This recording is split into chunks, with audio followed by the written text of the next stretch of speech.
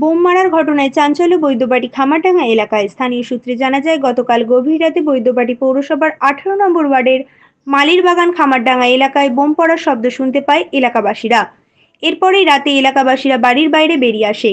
ঘটনাকে কেন্দ্র করে চাঞ্চল্য ছড়িয়ে পড়ে এলাকায়। আজ সকালে খবর পেয়ে এলাকায় যায় স্থানীয় জনপ্রতিনিধি। যে বাড়ির দেয়ালে বোম মারা হয়েছে সেই পরিবারের সঙ্গে কথা বলেন তিনি। পরবর্তী সময় এলাকার সিসিটিভি ফুটেজ প্রকাশ্যে আসতেই দেখা যায় দুই যুবক খামারডাঙ্গা এলাকায় একটি গলির ভেতর বোম ছুড়ছে। তবে এই দুই যুবক কী উদ্দেশ্যে বোম ছুড়ছে তা বুঝে উঠতে পারছে না এলাকাবাসীরা। গতকাল রাতে ঘটনার পর থেকেই এলাকায় মোতায়েন রয়েছে পুলিশ। সিসিটিভি ফুটেজ দেখে দুই যুবককে খোঁজার তল্লাশি শুরু করেছে পুলিশ।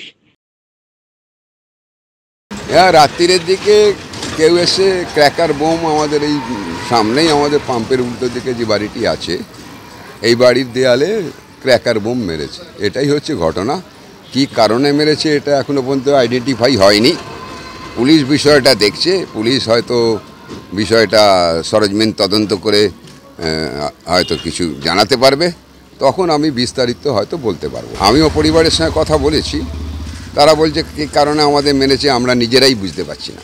তো কি করে কি বলি, তো ন্যাচারালি এটা পুলিশের ভেরিফিকেশনের উপর নির্ভর করে আমরা বুঝতে পারবো এবং তারাও বুঝতে পারবে যে ঘটনাটা কী। আর নিঃসন্দেহে আমি তো চাইবো যারা দোষী তারা কঠোর শাস্তি পাক, তাদেরকে আইডেন্টিফাই করে খুঁজে বের করা হোক এবং তো তাদের সম্পর্কে আমরা বিস্তারিত জানতে পারবো। কেন ঘটনা, কেন এই ঘটনার উৎপত্তি, এগুলো বুঝতে হবে এবং সেই দায়িত্বটা আমাদের অ্যাডমিনিস্ট্রেটিভ পুলিশের ওপর রয়েছে।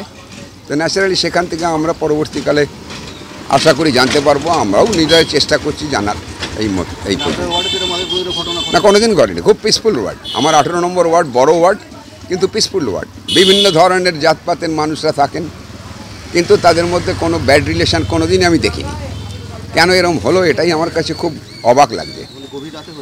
হ্যাঁ, গভীর রাতেই হয়েছে শুনেছি। আমার নাম স্বপন কুমার ঘোষ।